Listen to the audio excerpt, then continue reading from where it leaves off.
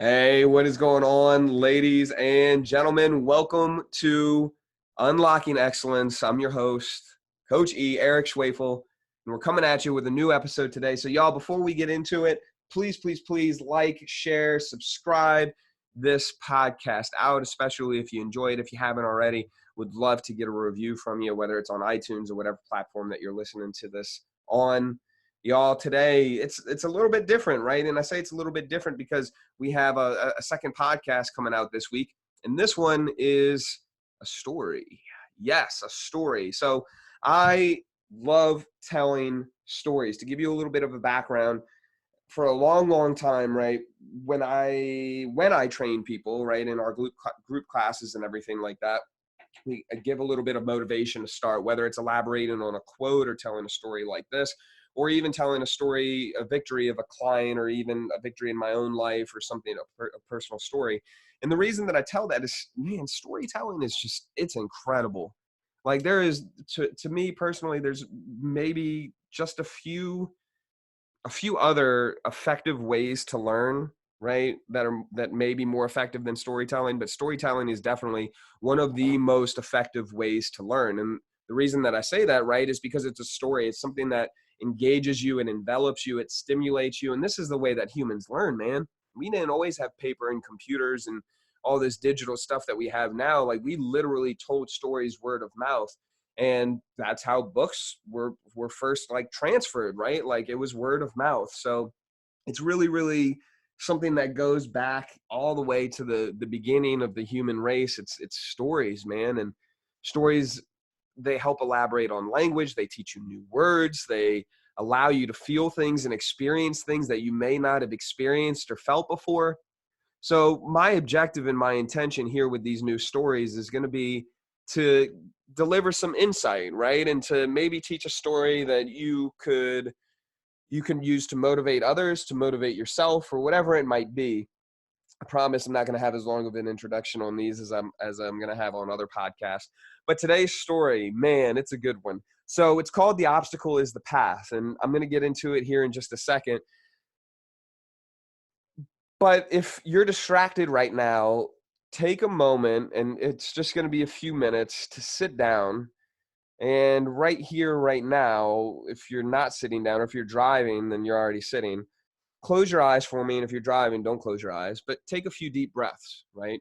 So closing your eyes, sitting back in your chair, relaxing, and then go ahead, take a nice deep breath. Inhale, hold for a few seconds, and then exhale.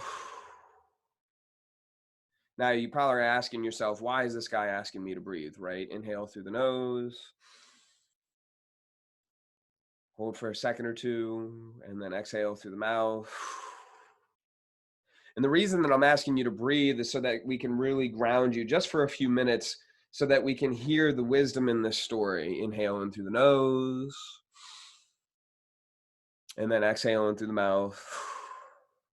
All right, cool. So the obstacle is the path, right? In ancient times, a king had his men place a boulder on a roadway.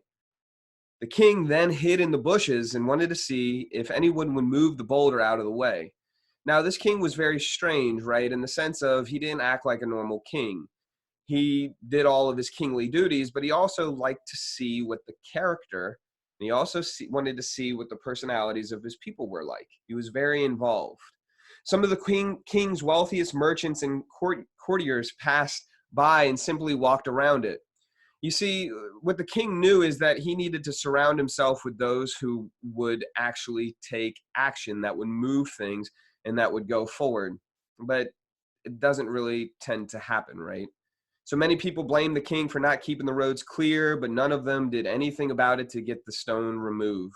They all just walked around it. If something was there, even though it was way out of their path, they would just go around it instead of doing anything.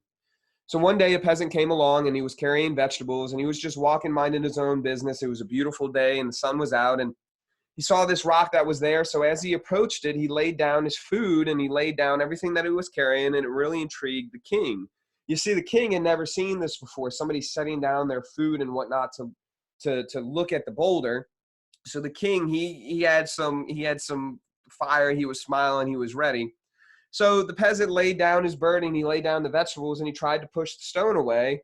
And after much straining and much pushing, he finally managed. You see that the way that the boulder was set up, it was in the middle of the path. It was in the middle of the bridge that went to the city. So it was very hard to go in and out of the city.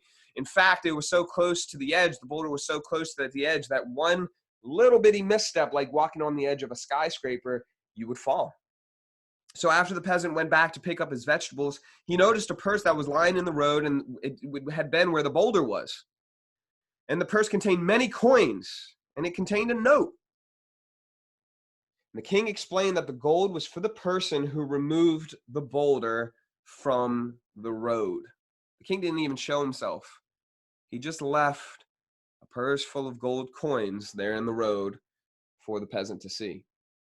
So y'all, what's the moral of the story? The moral of the story is every obstacle that we come across gives us an opportunity to improve our circumstances.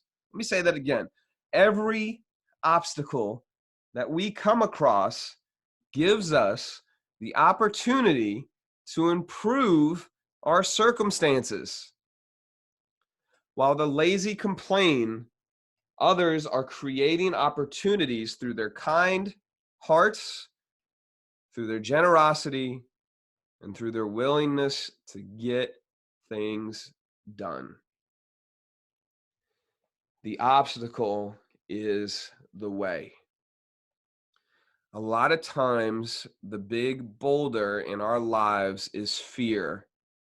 It's something that we're putting off. It's something that we're procrastinating.